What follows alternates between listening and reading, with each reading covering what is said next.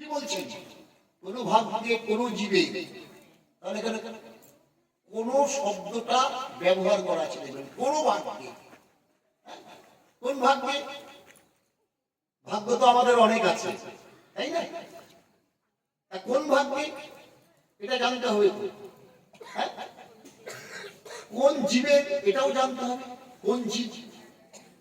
না, জীব বহু প্রকারের আছে। কোন ভাগ্যে? কোন জীবে? কোন জীবে? না, জীবের সংস্কার হয়েছে। সংস্কার কি? যেমন ধরেন একটা পূর্ণ বাড়ি বা পূর্ণ একটা মন্দির, নাট মন্দির, চারিদিকে দিয়ে একটু একটু শ্যাওলা ধরেছে, একটু একটু ভেঙে আসছে, দেখবেন নবদ্বীপে অনেক আছে। এটাকে আবার নতুন করে মিস্ত্রি দিয়ে সারাতে হবে।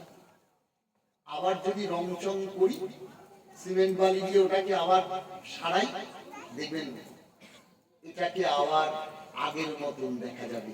একে বলে সংস্কার। সংস্কার মানে তৈরি নয়, নিজের জিনিসের কোনো ক্ষতি হলে ভেঙে গেলে সেখানে আবার নতুন করে কিছু সৃষ্টি করাকে তাকে বলে সংস্কার। তাহলে এই জীব দেহটা এটা তো আজকের থেকে নয় বাবা। আপনি ভাববেন না যে এইবারই আপনার প্রথম জন্ম হলো।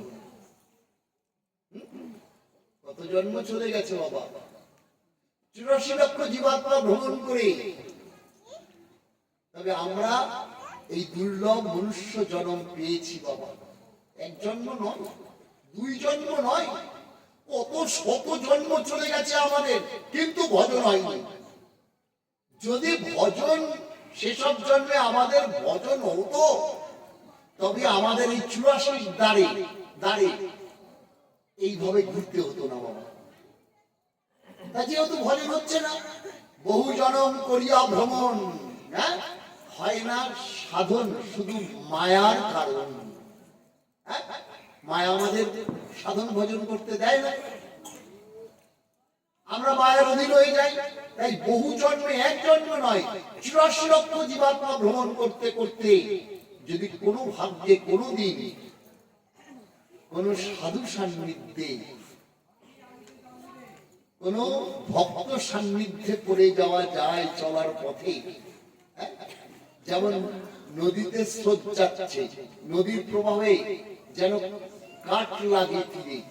কোন ভাগ্যে যদি একটা স্রোতস্বিনী নদীতে কাঠ ভেসে যাচ্ছে, দেখবেন কোন কারণে কাঠটি কিনারে এসে ঠেকলো, ঠিক সেই রকম অনাদিকালের 84 স্রোতে জীব ভেসে যেতে যেতে যেতে যেতে যদি কোনো এক জন্মে যদি কোনো সাধু, কোন ভক্ত, কোন বৈষ্ণবের সংস্কার পায়, পূর্বে জন্মে যদি থাকে তার সাধু সংস্কার, দেখিতে শুনিতে ইহ জন্মে হয় তার সাধুর আচার।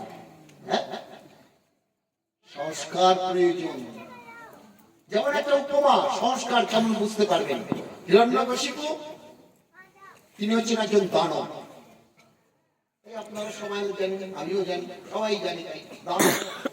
ভাগবতের সপ্তম স্কন্ধে প্রহ্লাদ চরিত্রে আপনারা আস্বাদন করেছেন।